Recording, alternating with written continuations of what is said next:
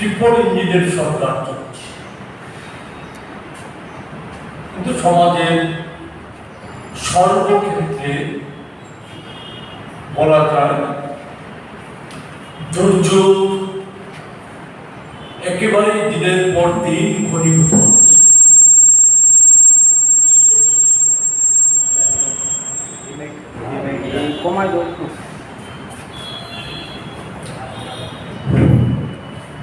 দুর্যোগ ঘনীভূত হচ্ছে।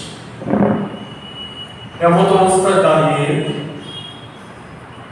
সর্বক্ষেত্রে আজকে গভীরতম সংকট নেমে আসছে।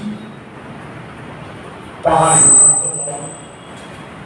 মানুষ খেতে পারছে না, রোজগার নেই, তীব্র দাবদাহে বিদ্যুতের যন্ত্রণা ভোগ করতে হচ্ছে, পানীয় জলের সংকট,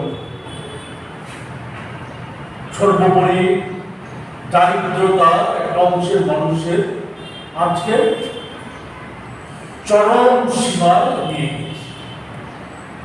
অন্যদিকে রাজ্য সরকার, কেন্দ্রীয় সরকার গোটা দেশে বলে বেরোচ্ছে বিকশিত ভারতের বিজ্ঞাপন প্রচার করছে গোটা দেশব্যাপী। আমাদের রাজ্যে মন্ত্রিসভা, গোটা মন্ত্রিসভা বিজ্ঞাপন নির্ভর হয়ে গেছে, বিজ্ঞাপনে বড় বড় বিজ্ঞাপন হচ্ছে। ঠান্ডা গাড়িতে বসে তারা বড় বড় ভূমিকা বাড়াচ্ছে।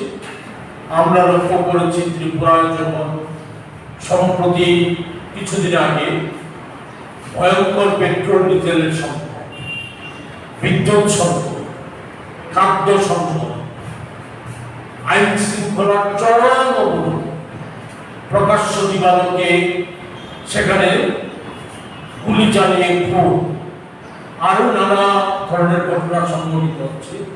সেই সময় রাজ্য মন্ত্রিসভা, প্রায় বলা যায় গোটা মন্ত্রিসভা ফেস্টিভ্যাল মোডে পশ্চিমবাংলা সফর করছে নির্বাচনের কথা।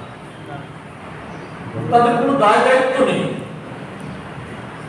সেই জায়গায় দাঁড়িয়ে এমন অবস্থায় আমরা লক্ষ্য করছি পাহাড় কাটছি। উপজাতি অংশের মানুষ সংকটাপন্ন। অনেক কথা বলা হয়েছে রাজ্য সরকারের তরফ থেকে উপজাতিদের মঙ্গলের জন্য, কল্যাণের জন্য অনেক কথা বলা হয়।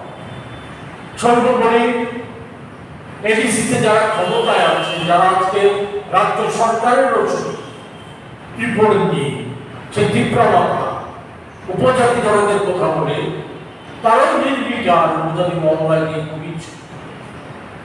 সেই সম্পর্কে প্রশ্নে আমরা লক্ষ্য করছি আমাদের প্রদেশ নেতৃত্ব, বিশেষত আমাদের সভাপতি, রাজ্য সভাপতি, এসটি, এসসি, ওবিসি এই যে সংগঠনগুলি আমাদের, সেই সংগঠনগুলো রাজ্য সভাপতিরা তারা বিস্তীর্ণ অঞ্চল সেখানে তারা সফর করে বেড়াচ্ছে। রাজ্য মন্ত্রিসভার সদস্যরা যখন পশ্চিমবাংলার ফেস্টিভ্যাল মোডে, তখন তারা উপজাতি মহল্লায় মহল্লায় যাচ্ছে, সেখানে জনসাধারণের সাথে মিলিত হচ্ছে। উপজাতি সহ অন্যান্য সংখ্যালঘু সম্প্রদায়ের মানুষ, বিভিন্ন সম্প্রদায়ের মানুষ তাদের অবস্থার খোঁজখবর দিচ্ছে, তাদেরকে পরামর্শ দিচ্ছে কিভাবে এই প্রতিকূল অবস্থাকে কাটিয়ে ওঠা যায়।